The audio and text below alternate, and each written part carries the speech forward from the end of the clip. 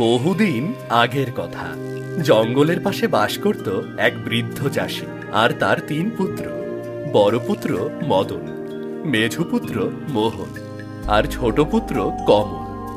চাষীর 3 পুত্রের মধ্যে বড় 2 পুত্র ছিল খুবই অলস, আর ছোট পুত্র ছিল বাবার মতোই কর্মঠ। বাবা, তোমার শরীর কেমন? ভালো না রে বাপ, আমি মনে হয় আর বেশি দিন বাঁচবো না। এসব কি বলছো বাবা? তোমার কিছুই করতে হবে না। দেখো, আমি তোমার জন্য ফল নিয়ে এসেছি। সবাই পড়িয়ে গেলে কি ফল খেয়ে বেঁচে থাকা যায়? আমি মরার আগে তোকে নিয়ে কোনো চিন্তা করছি না, কিন্তু চিন্তা শুধু তোর 2 ভাইকে নিয়ে। ওরা তো খুবই অলস, আমি মরার পরে ওরা কি করবে কে জানে। চিন্তা করো না বাবা, দাদারা অলস হলেও তাদের বুদ্ধির অভাব নেই। তারা নিশ্চয়ই তাদের বুদ্ধি দিয়ে ভালো কিছু করবে।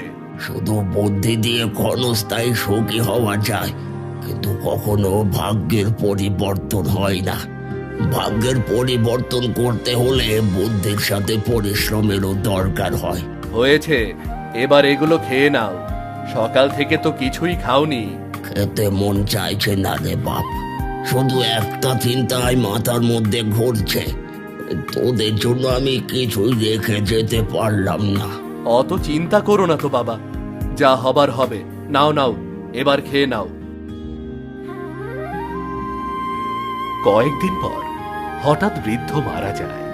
তখন তার 3 পুত্র আলাদা হয়ে যাওয়ার জন্য সিদ্ধান্ত নেয়, কিন্তু বৃদ্ধ 3 ছেলের জন্য একটা মোরগ, একটা দা আর একটা বিড়াল ছাড়া কিছুই রেখে যেতে পারে না। শোন, বাবা তো আমাদের জন্য কিছু রেখে যায়নি, শুধু একটা মোরগ, একটা দা আর একটা বিড়াল রেখে গেছে। এখন এই 3টে জিনিস 3 জন ভাগ করে নিতে হবে। দাদা, কোমল ছোট, তাছাড়া ওই বাবার দেখাশোনা করছে। ও যেটা ইচ্ছা নিক না, তারপর না হয় আমরা নেব। না দাদা, তোমরা বড়, তোমাদের অধিকারও বেশি। তোমরা নিয়ে যা রাখবে আমি সেটাই নেব। ঠিক আছে, তাহলে আমি মোরগটা নিচ্ছি, আর মোহন তুই দাটা নে, আর কমলের জন্য বিড়ালটা রেখে দে। যদিও এগুলো খুব একটা মূল্যবান না, আর তারপরও বাবার রেখে দেওয়া স্মৃতি হিসেবে সবাইকে নিতে হচ্ছে।